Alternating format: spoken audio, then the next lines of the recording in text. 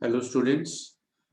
Today we are discussing the first shift of the 2nd September 2020 paper. Is it clear?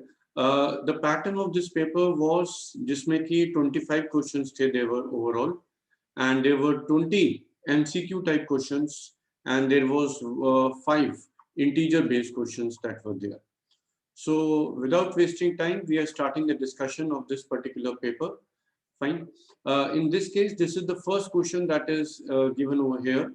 It says that if AB4 molecule are there, is a polar molecule, a possible geometry of the molecule AB4 has been asked. अगर हम AB4 molecule देखते हैं, जो कि एक ऐसा molecule है जिसमें there are 5 atoms present, and if there are 5 atoms present in a molecule, following are the possible cases of the geometry. एक तो ये स्ट्रक्चर है जो हमने बनाया है, ये क्या है, टेट्राहेड्रल स्ट्रक्चर है, ठीक है ना. और दूसरा पॉसिबिलिटी क्या हो सकती है कि हम ये कहें कि ये सारे एटम्स जो है वो एक ही प्लेन में हो जाए, like this we are indicating. And there is also the possibility for the molecule which we call as the seesaw shape, that is there, where there will be the central atom and there will be 4 surrounding atoms that will be there, having the presence of lone pair of electron at the equatorial positions. Okay, and there is one more case where we can say that 5 atoms are involved, and that is called as the square pyramidal shape. The square pyramidal shape is like this, where B atoms are present like this, and there is presence of one lone pair of electron at this position. So what we can observe, आपसे in addition to this ये भी बोला गया कि polar होना चाहिए. Polar का मतलब ये है कि उसका dipole moment जो है, it should be non-zero. अगर dipole moment zero हो जाएगा तो it becomes a non-polar molecule. Fine. For this tetrahedral, which is a symmetrical molecule, we observe that its dipole moment is equal to 0. For this square planar geometry also, we observe that the dipole moment will also will cancel out each other because of the bond pair, as well as because of the lone pair of electrons that are present over here. ठीक है, इसके लिए भी mu की value क्या आएगी, 0 आएगी. Fine. But definitely जो थर्ड केस है उसके लिए म्यू नॉन जीरो आने वाला है, क्योंकि ये बॉन्ड दोनों तो एक दूसरे को कैंसिल आउट कर देंगे, बट द लोन पेयर की वजह से जो डायपोल मोमेंट होगा और इन दोनों बॉन्ड की वजह से जो डायपोल मूवमेंट होगा वो एक दूसरे को कैंसिल आउट नहीं कर पाएंगे. बट इस क्वेश्चन में ऑप्शंस में कहीं पर भी सीसॉ दिया नहीं हुआ. ठीक है, अगर मैं AB4 मॉलिक्यूल के लिए देखूं तो आई कैन से कि that because of the bonds the dipole moment will cancel out each other, but there will be a dipole moment because of the presence of lone pair of electron that is present over there. So from the given options, we can say that the most appropriate answer to this is the square pyramidal answer. Okay. Moving further, question number 2 says for the following assertion and reason, the correct option is, it says when copper 2 plus ions and sulfide ions, they are reacting, so they will definitely be having certain KSP value, and we can say it can form CuS solid. Okay, na? This is the reaction that takes place. It is saying in the first option that it is extremely quick, और उसके बाद बोला गया कि इसका KSP की value जो है वो क्या हो, कॉपर सल्फाइड का जो KSP होता है वो लो होता है, and because of that it is equilibrium constant is high. ये बात एकदम सही है कि इसका इक्विलिब्रियम कांस्टेंट हाई होगा because of KSP value is K की वैल्यू अगर हम लिखें तो यहाँ पे डेफिनेटली हम ऑब्जर्व करेंगे कि वो हाई आएगा, but equilibrium constant and the rate of the reaction, they are not to be related to each other. That cannot be the explanation. In the first statement, it is asking for that there is an extremely quick reaction taking place over there. So we are saying that यहाँ पे rate के बारे में बात हो रही है और यहाँ Kc के बारे में बात हो रही है. So they are not related to each other, and I should say that the correct answer to this is the C option. Hope this answered your question. Third, the increasing order of the following order toward HCN addition. HCN का जब addition होता है carbonyl compounds में, तो basically वो एक nucleophilic addition reaction होती है, जिसमें cyanidine in presence of alkaline medium or NaCN, we say that there is a nucleophilic addition reaction taking place over here. So O पे क्या चार्ज होगा, नेगेटिव चार्ज होगा, और यहाँ पे क्या होगा, Cn होगा. ये दो चीजों पे डिपेंड करता है. एक तो इस कार्बन की इलेक्ट्रोफिलिसिटी पर जिस पे अटैक होना है, ठीक है ना.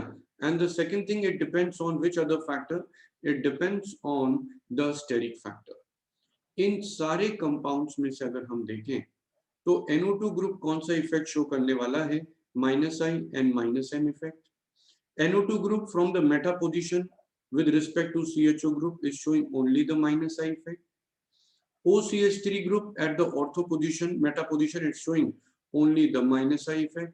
But at the ortho position, OCH3 is showing the -I and the +M effect. ठीक है.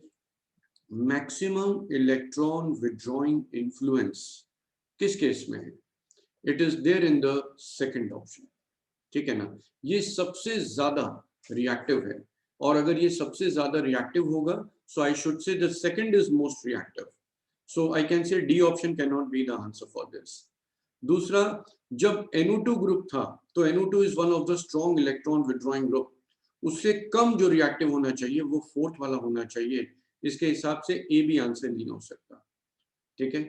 फर्स्ट और थर्ड में कंपेयर करूं तो सबसे ज्यादा इलेक्ट्रॉन रिलीजिंग इफेक्ट थर्ड वाले कंपाउंड में है, क्योंकि OCH3 +M इफेक्ट से इलेक्ट्रॉन दे रहा है. If it is releasing electron density, then definitely the attack by the nucleophile tendency will become less. ठीक है. So third should be least reactive. So the correct order becomes the C option. Third is least reactive. ठीक है. Followed by the first one, followed by the fourth one, followed by the second one. This is the order of the reactivity, and C option will be the correct answer to this. Now move on to the question number 4. There is a compound that is given to us. In this case, there is an oxygen atom. The important characteristic point of this particular question is that oxygen is directly bonded to the benzene ring. ठीक है ना? It is directly bonded to benzene ring. We are doing the protonation. We are reacting it with HBr. तो HBr क्या करने वाला है? इसको protonate करेगा. और Br minus as a nucleophile will approach at this carbon, और यहाँ से बॉन्ड ब्रेक होगा. यहीं से बॉन्ड इसलिए ब्रेक होगा, यहाँ से बॉन्ड ब्रेक नहीं हो सकता. द रीजन बीइंग कि जो रिंग और ऑक्सीजन का बॉन्ड है उसमें डबल बॉन्ड करेक्टर है ड्यू टू रेजोनेंस. ये बॉन्ड ब्रेक होना मुश्किल है, बट ये बॉन्ड ब्रेक हो जाएगा. So what will be the product that is formed in this case after the reaction with HBr? At this position, it will be forming the phenolic group. In addition to this, it will be forming CH double bond CH, and after this, it will be CH Br CH3. Fine. After this, there is also the addition of HBr excess बोला गया था. तो हम लोग यहाँ पर HBr का भी एडिशन करेंगे as per the Markovnikov rule in this compound that has been formed. अगर ऐसा करेंगे तो यहाँ पर जो प्रोडक्ट बनने वाला है वो क्या होगा? It is OH, बेंजाइलिक कार्बोकटाइन बनेगा, and it will be CHBr CH2, and it will be CHBr CH3. This is the compound that is formed over here. After this, it is we are doing the ozonolysis. Alcoholic KOH के साथ reaction कर रहे हैं. Alcoholic KOH will allow it to undergo the dehydrohalogenation reaction. यहाँ पे dehydrohalogenation होगा और यहाँ पर भी dehydrohalogenation होगा. And the product that is formed over here will be, it is OH, it will be CH double bond CH, it will be CH double bond CH2. And when we do the ozonolysis of this compound, bond यहाँ से break होता है, जहां जहां CC double bond है वहां से bond break हो जाएगा. यहाँ से ब्रेक होगा and it will form the product as OH and CHO. क्या बनेगा product? OH and CHO. In addition to this, it will be forming formaldehyde, CHO, और ग्लायोक्सल का फॉर्मेशन होगा. This is the products that are formed. So from the given option, we can confirm that the main organic product that is formed over here is C. that the product C है, it is A option. So this will be the correct answer to this particular question. इसके बाद आपसे कहा गया कि एक compound को heat कर रहे हैं, compound A is A over here, ठीक है ना, और ये कहा गया कि in this particular case compound को हीट करते हैं तो वो एक गैस B देता है which is a constituent of air. जैसे कॉन्स्टिट्यूएंट ऑफ एयर की बात आती है तो हमारे दिमाग में O2 और N2 आता है. ये सारे नाइट्रोजन कंटेनिंग कंपाउंड है, तो डेफिनेटली ये नाइट्रोजन गैस को रिलीज करेंगे. और ये भी कहा गया कि जो गैस जब H2 के साथ रिएक्ट करती है वो कैटलिस्ट के साथ दूसरी गैस देती है. So let us first of all understand the thermal decomposition reaction. The first reaction is NH4NO2 और it's the reaction where we are saying that it is decomposing and it is forming N2. This is the method of preparing nitrogen gas. ठीक है ना, इस reaction से हम लोग N2 gas को prepare करते हैं. In addition to this, the B option says ammonium dichromate. Over here, this question has been directly taken from NCERT. All these reactions are there in the NCERT in the chapter of nitrogen, where there is a formation of N2, Cr2O3 plus 2H2O. So it is always advisable कि हम inorganic करते वक्त हमेशा इस बात का ध्यान रखें कि जो है हम NCERT जरूर करें, मेंस हो चाहे एडवांस हो. We need to do NCERT in this case, ठीक है ना, for inorganic chemistry at least. C part में लेड नाइट्रेट बोला गया. PbNO3 whole twice is getting decomposed and on decomposition it is forming PbO plus NO2 plus O2. So this is the reaction taking place forming PbO, NO2 and O2. After that there is another compound, a method of heating azide. जब हम azide, this is sodium azide, जिसकी heating से we get very pure N2 gas over here. So all these compounds, whether I say for the A compound, B compound and the D compound, they are releasing N2 gas. ठीक है ना. और हमसे कहा गया कि जो गैस रिलीज होती है वो N2 है, वो हाइड्रोजन के साथ क्या करेगी, इट विल फॉर्म अमोनिया, है ना.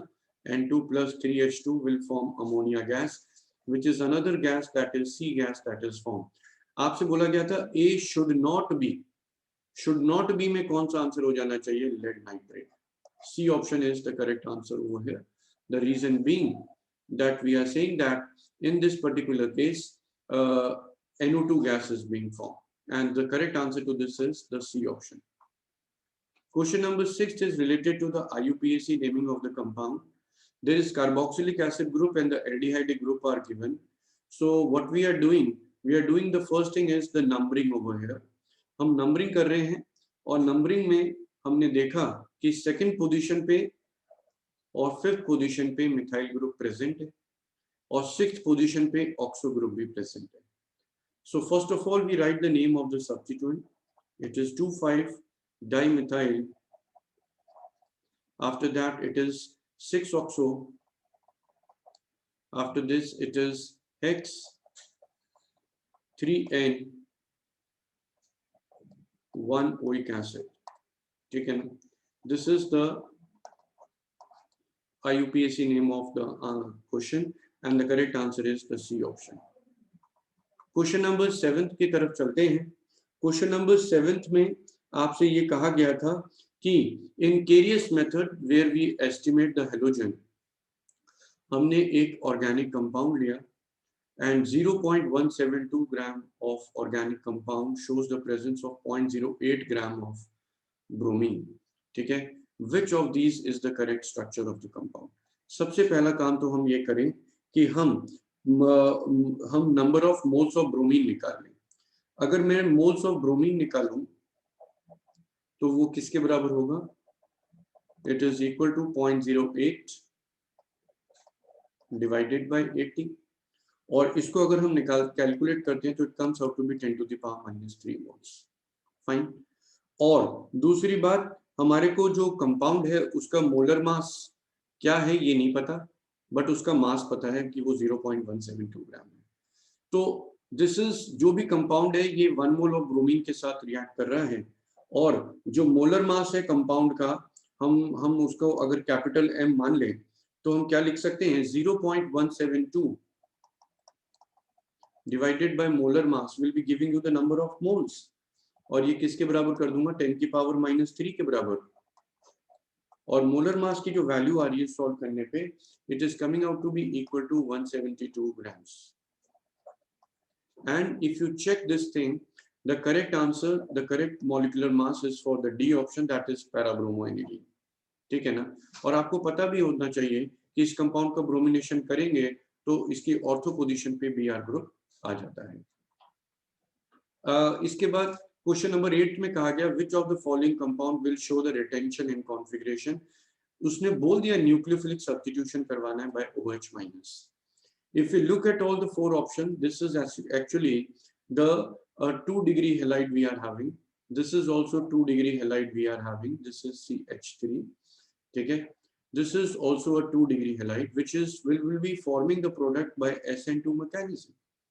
और SN2 mechanism से product form होगा, तो मैं definitely ये कह सकता हूँ कि Br माइनस हटेगा और उसकी जगह पर OH ग्रुप आ जाएगा। ठीक है ना। So there will be, and there is always the inversion of configuration taking place at the electrophilic center where the attack of nucleophile is taking place. This carbon will not be undergoing and forming the product by SN2 mechanism. ठीक है ना, it will form the product by SN1 mechanism, as it will form a stable carbocation which will undergo the rearrangement. So the correct answer to this is A option. 9th question में आपको कहा गया है कि the statement that is not true about the ozone. Ozone, मैं आपको ये बात बताऊं कि सनलाइट की प्रेजेंस में जो क्लोरोफ्लोरोकार्बन्स होते हैं, जिनको हम बोलते हैं CFCs, ये डिवाइड हो जाते हैं। ठीक है ना। Chlorofluorocarbon are having the formula, we write it like this, dichloro difluoromethane, और ये यूवी रेज की प्रेजेंस में जब ब्रेक होते हैं तो ये Cl फ्री रेडिकल का फॉर्मेशन करते हैं। In addition to this, it also form CF2 Cl dot free radical। ठीक है ना। और ओजोन जो है वो इन Cl dot के साथ कंबाइन करता है and it forms ClO dot plus O2। This is the mechanism that we call as the free radical mechanism। और ClO dot जो है वो O dot के साथ रिएक्ट करके क्या फॉर्म करते हैं, Cl dot plus O2। ठीक है ना। So this is the process, this is the reaction that is taking place। So what we should say तो कि यहाँ पर आपसे बोला गया था the statement that is not true about the ozone, so you can look at all the reactions over here। ठीक है ना। So and can give the answer according to this particular thing। ठीक है ना। Fine। इसके बाद बोला गया कि while titration dilute HCl solution with aqueous NaOH, which of the following will not be required।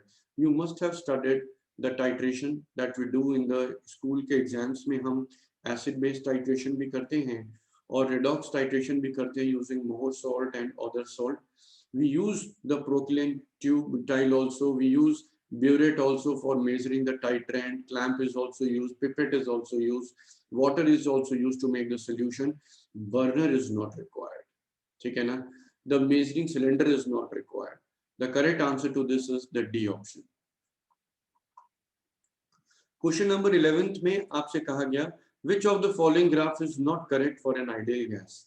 The thing is that you should know that for an ideal gas the equation between relating the pressure, density and the molar mass is this, and we say that यहाँ पर D किसके बराबर होता है, D is equal to PM upon RT के बराबर होता है।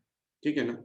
अगर मैं ये D और P में अगर ग्राफ प्लॉट करूंगा तो वो y इक्वल टू mx की फॉर्म का ग्राफ होगा, straight line passing through the origin, यानी कि फोर्थ स्टेटमेंट सही है। ठीक है ना।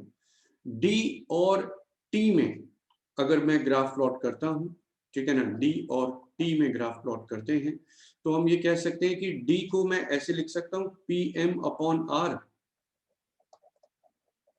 Into 1/T।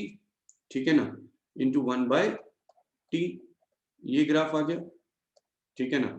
तो d और 1/t में ग्राफ प्लॉट करूंगा तो वो भी स्ट्रेट लाइन आ जाएगा, यानी कि थर्ड स्टेटमेंट सही है। और d और t में प्लॉट करेंगे तो वो कुछ इस तरीके का ग्राफ आ गया कि भाई dt इक्वल टू कांस्टेंट हो गया, और जैसे कि हम pv इक्वल टू कांस्टेंट में बोलते हैं रेक्टेंगुलर हाइपरबोला, तो ये भी इसका करेक्ट आंसर होगा, ये भी इसका फॉलो कर रहा होगा। d और t में ये ग्राफ नहीं आ सकता, लीनियर ग्राफ नहीं आता, so the correct answer to this is the C option. Question number 12 में आपसे कहा गया है कि D6 मेटल आयन है, एक्वा लिगेंड्स लिए गए and the spin only magnetic, D6 metal ion की बात कर रहे हैं। D6 मेटल आयन में ऑक्टाहेड्रल कॉम्प्लेक्सेस में हम लोग क्या कॉन्फ़िगरेशन लिखते हैं, we write the configuration in this way, this all 5 of them contains the electron, ठीक है ना, और एक इलेक्ट्रॉन यहाँ पे आ जाता है, ठीक है ना। So this is the configuration is T2G 4 है और Eg2 है। इसके हिसाब से हम क्रिस्टल फील्ड स्टेबलाइजेशन एनर्जी निकाल सकते हैं as 0.6 number of electron in Eg minus 0.4 number of electron in T2G, और ये क्या हो जाएगा, that is equal to delta O के बराबर, ठीक है ना। So this becomes equal to 0.6 into 2 minus 0.4 into 4 into delta O. So on simplification it will come out to be equal to किसके बराबर आएगा, -0.4 डेल्टा O के बराबर, ठीक है ना। तो डेफिनेटली ये आंसर तो हो नहीं सकता और ये भी आंसर नहीं लग रहा, ठीक है ना। तो हम लोग क्या कह सकते हैं, इन दिस केस टेट्राहेड्रल के लिए चेक करते हैं, और आपको दिख रहा है कि इसमें 4 अनपेयर्ड इलेक्ट्रॉन्स हैं, तो मैग्नेटिक मोमेंट तो 4 into 6 आएगा ही, ठीक है ना। तो that will be equal to 4.9 Bohr magneton. इसके बाद आपसे कहा गया कि ज्योमेट्रिकल क्या अरेंजमेंट होना चाहिए टेट्राहेड्रल, अगर हम देखें D6 मेटल आयन, तो टेट्राहेड्रल में हम कहेंगे कि वहां पर sp3 हाइब्रिडाइजेशन होता है।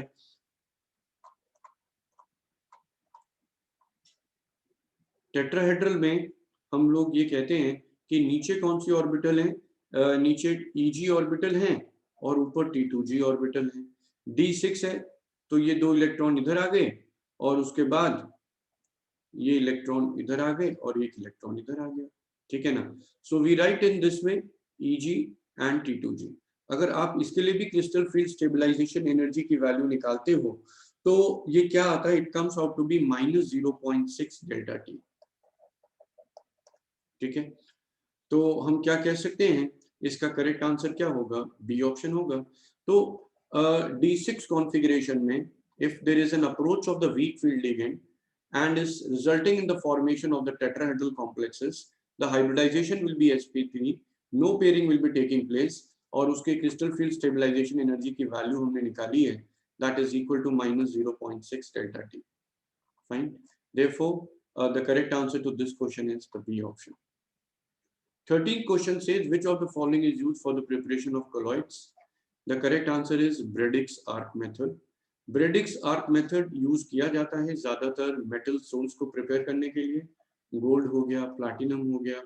हम क्या करते हैं इसमें, हम अगर मेरे को गोल्ड सोल प्रिपेयर करना है तो मैं गोल्ड के ही इलेक्ट्रोड लेता हूँ, ठीक है ना, और ये गोल्ड के ही इलेक्ट्रोड है, इज दैट थिंग क्लियर। और हम यहाँ पे इलेक्ट्रिक स्पार्क प्रोवाइड करते हैं जिससे इतनी इंटेंस हीट क्रिएट होती है, ठीक है ना, कि ये जो इलेक्ट्रोड होते हैं ये क्या हो जाते हैं, वेपोराइज हो जाते हैं, फिर उन्हें हम कंडेंस कर लेते हैं यहाँ पर and it forms a solution. This is actually called as the dispersion method, electrical dispersion method of obtaining the colloids, that is called as the Bredik's arc method.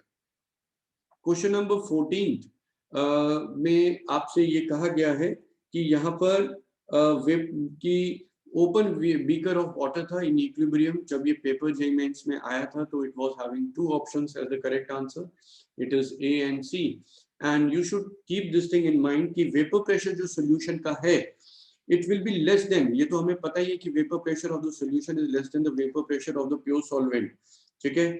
Therefore, some vapor pressure, some vapors molecule जो होते हैं वो condense कर जाते हैं, ठीक है ना, to maintain the new equilibrium. That is what it is simply asking over here, and the correct answer to this is A and C option.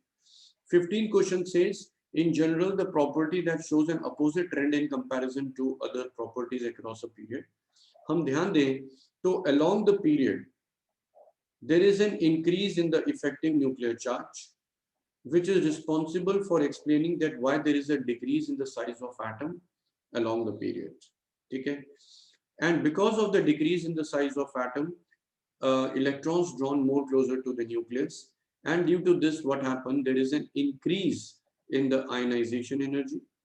There is an increase in the electron gain enthalpy, and there is also the increase in the electronegativity on moving along the period.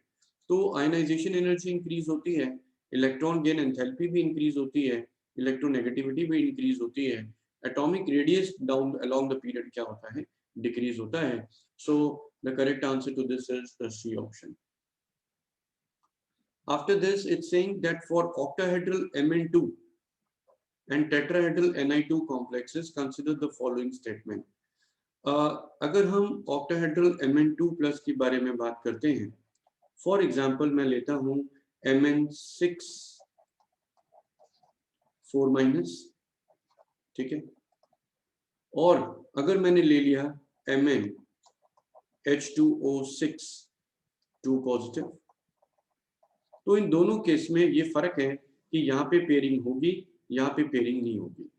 यहाँ पे लो spin complex बनेगा, यहाँ पर high spin complex बनेगा. ठीक है ना? तो इट इज पॉसिबल, अगर लिगेंड वीक अप्रोच कर रहा हो तो Mn2+ जो है वो हाई स्पिन कॉम्प्लेक्स बना सकता है, इसमें कोई दिक्कत वाली बात नहीं है. सो फर्स्ट स्टेटमेंट जो है वो सही है. Ni2 complex can be rarely of low spin, ये बात एकदम सही है, क्योंकि Ni2 कॉम्प्लेक्स 3D8 कॉन्फ़िगरेशन होते हैं. ठीक है ना? और 3D8 कॉन्फ़िगरेशन में आपको पता होना चाहिए, चाहे ऑक्टाहेड्रल कॉम्प्लेक्स बने, चाहे टेट्राहेड्रल कॉम्प्लेक्स बने, ठीक है, वहां पे कॉन्फ़िगरेशन सेम रहता है, irrespective of whether ligand is approaching is weak और strong. D1, D2, D3, D8, D9, D10, they have the same configuration irrespective of whether the ligand approaching is weak or strong. Therefore pairing नहीं हो पाएगी, और pairing नहीं हो पाएगी तो ये लो स्पिन कॉम्प्लेक्स फॉर्म नहीं कर पाएंगे. Rarely it has been observed, is also correct. और थर्ड स्टेटमेंट में बोला गया कि अगर third with strong field ligand Mn2+ can be of low spin, it is correct. जैसे कि मैंने आपको शुरू में ही बताया कि MnCN6 4- लोगे तो लो स्पिन कॉम्प्लेक्स फॉर्म हो सकता है. और आगे लास्ट में बोला गया कि Mn2 के कॉम्प्लेक्सेस येलो होते हैं, ये गलत है. Mn2+ के आप जितने भी सॉल्ट देख लो, ज्यादातर सबके सब पिंक कलर के हैं. So the fourth statement is incorrect. Therefore, the correct answer is B option. Question number 17 में एक alkene दिया गया, and we are reacting it with water in acidic medium, and heating is also there. So what is happening in presence of acid? What will happen? It will undergo the protonation, and when it will undergo the protonation, it will form the intermediate as carbocation over here.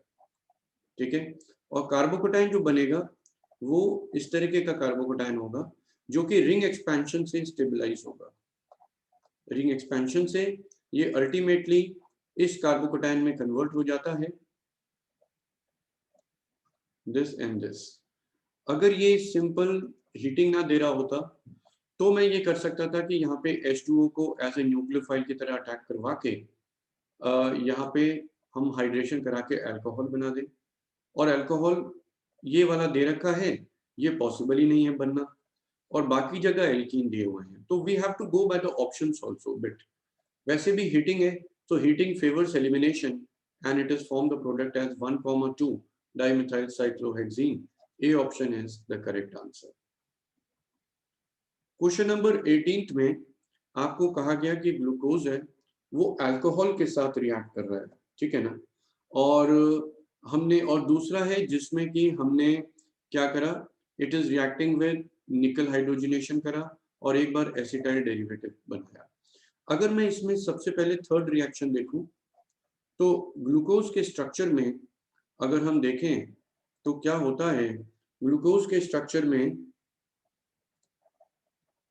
CHOH4 और CH2OH होता है, ठीक है ना। यहाँ पे 5 alcoholic group हैं और ये 5 अल्कोहलिक ग्रुप जब एसिटिक एनहाइड्राइड के साथ रिएक्ट करेंगे, ठीक है, so what will happen, this is also the reaction to confirm that there is a presence of 5 alcoholic group, acetylation will occur, ठीक है ना, and it will be forming the acetyl derivative at the 5 position. Why? Because 5 alcoholic group are is there, ठीक है ना। 5 4 आएगा इधर और साथ में इधर क्या आ जाएगा, इधर CHO है, sorry, here it is CHO, so it is CHO over here, so it is indicating the presence of 5. तो Z की वैल्यू तो क्लियर हो गई, Z की वैल्यू क्या होनी चाहिए, 5 होनी चाहिए, ठीक है ना। उसके बाद ग्लूकोज का हाइड्रोजिनेशन करा है, हाइड्रोजिनेशन करा है तो वहां पर जो एल्डिहाइडिक ग्रुप है वो भी अल्कोहल में कन्वर्ट हो जाएगा and it will be like this single chain 6 carbon chain derivative compound that will B form. और क्योंकि यहाँ पे 6 अल्कोहलिक ग्रुप आ गए हैं तो हम ये कह सकते हैं कि ये 6 मॉलिक्यूल ऑफ Y की वैल्यू क्या हो गई, 6 हो गई, एस्टरिफिकेशन है बेसिकली। तो यहाँ पर ये एक Z की वैल्यू कंफर्म कर दी हमने, क्या वैल्यू है, it is equal to Z की वैल्यू है 5, Y की वैल्यू है 6, ठीक है। और यहाँ पर ये यहाँ पे शायद गलती से लिखा हुआ है, इट शुड बी, अच्छा अल्कोहल है, इसने एसिटल का फॉर्मेशन करा है। और यहाँ पर अगर आप देखो तो जब एसिटल का फॉर्मेशन होता है इस तरीके से, हम लोग इस तरीके का हावर्थ स्ट्रक्चर बनाते हैं तो उसमें 4 अल्कोहलिक ग्रुप प्रेजेंट होते हैं। कितने ग्रुप प्रेजेंट होते हैं, there is the presence of 4 alcoholic group over here like this, so it consume 4 equivalent of acetic anhydride over here. So the correct answer to this is the A option. The metal mainly used in the devising the photoelectric cell is cesium because of its bigger size, because of its less ionization potential. The loss of electron is easier from cesium, forming cesium plus ion.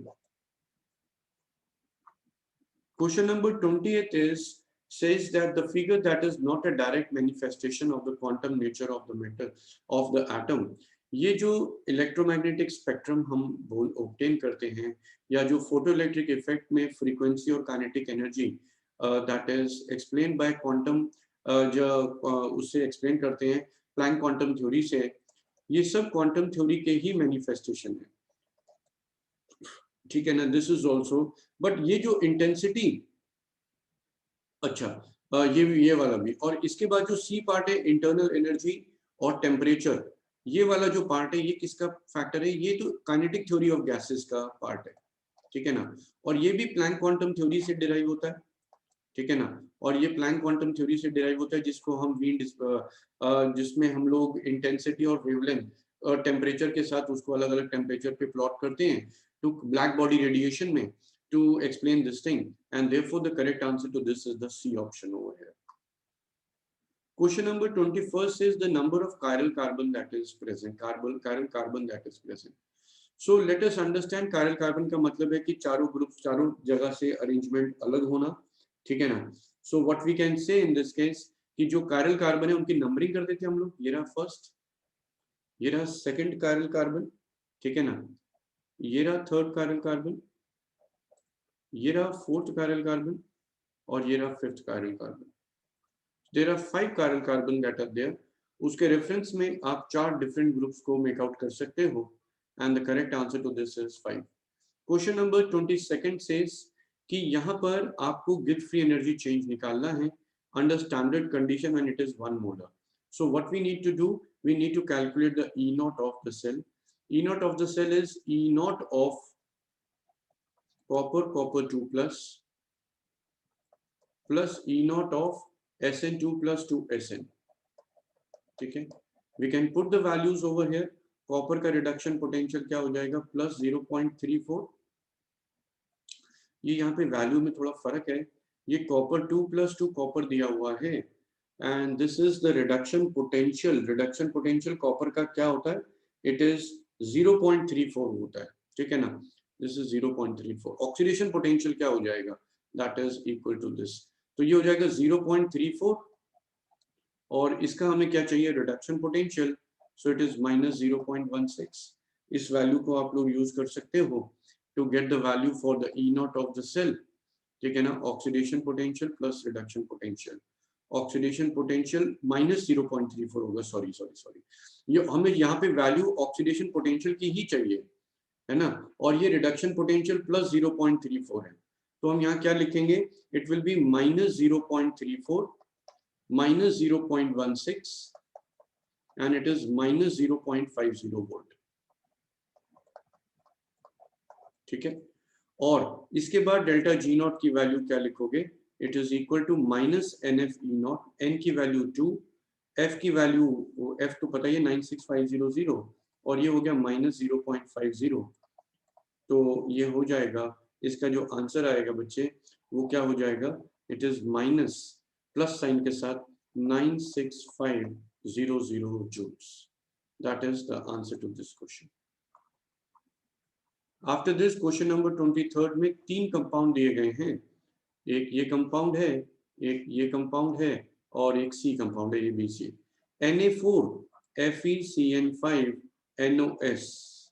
You must know this thing that this is a negatively charged ligand that is there, NOS minus. तो Na4 is +4 plus X, cyanide is -5 हो जाएगा, -1 equal to 0. So oxidation state for iron is +2 in the first compound, that is the A compound. In the B compound, Na4 FeO4 में it will be 4 plus X minus 8 equal to 0 and we obtain X equal to +4 oxidation state. ठीक है, तो A की oxidation state +2 आई, B की oxidation state +4 आई और iron यहाँ पे 0 oxidation state में होगा क्योंकि ये एक्चुअल में Fe2CO9 है, ठीक है ना, और CO न्यूट्रल लिगेंड है. Fine, so the correct answer is 2, 4 and 0. 24th question में आपसे कहा गया इंटरनल एनर्जी चेंज निकालो, enthalpy of vaporization, 90 gram of water has been given. If 90 gram of water has been given, we can calculate the number of moles of water as 90 divided by 18 equal to 5. And we apply the equation delta H is equal to delta U. After that, it will be delta Mg into RT.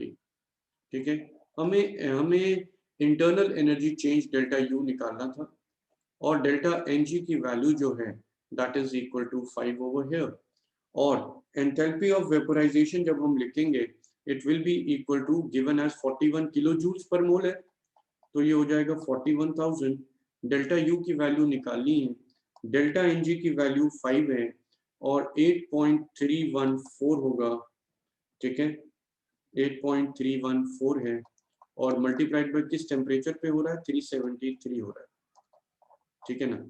So on solving we will get the value for delta U and delta U की जो value आएगी solve करने पे I have done the calculation, it is 189,494 joules. That is the answer to the question. After this question number 25, that is the last question, surface chemistry पर based है. हमें पता होना चाहिए Friendly adsorption isotherm, जिसमें हम लिखते हैं equation x/m equal to k p की पावर 1/n और दोनों तरफ जब हम log लेते हैं we get the equation as log x/m is equal to log k plus 1/n log p, 1/n log p. तो हमें ध्यान रखना चाहिए कि अगर log x/m और log p में जब ग्राफ प्लॉट होगा तो आपको दिया हुआ है उसका इंटरसेप्ट जो है which is equal to log k equal to 0.4771. अगर ये 0.4771 है तो हमें पता होना चाहिए कि k की वैल्यू 3 होगी क्योंकि log 3 होता है 0.4771, ठीक है ना, और स्लोप होता है 1/n that is equal to 2 के बराबर होता है, ठीक है ना, और एक्सटेंट ऑफ एड्सॉर्प्शन कैसे लिखेंगे, x by m is equal to k, k की वैल्यू है 3, प्रेशर की वैल्यू है 4 atm इन द प्रॉब्लम, और पावर 1 बाई n हो गया 2, so it becomes equal to 3 into 16 equal to 48. ठीक है, the correct answer to this is 48. Hope आप लोगों को सारे क्वेश्चंस क्लियरली समझ में आए होंगे. If still there is any problem, you can always WhatsApp me. And this is the solution which we have given of the September attempt 2020. 2nd September को paper हुआ था, and this was of the first shift. The solution of the second shift will follow soon. Thank you.